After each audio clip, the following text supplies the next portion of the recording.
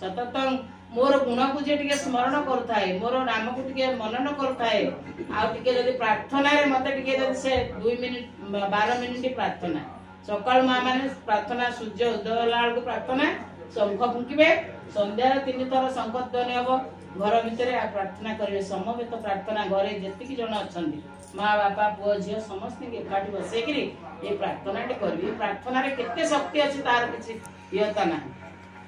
श्री श्री बड़दा कहते करिसी संध्या प्रार्थना शक्ति पावे वर्धना संध्यार जदि प्रार्थना कर शक्ति वर्धित हम परमायु वर्धित हम जब सत्संग को आसती जार परमायु कमी आसुव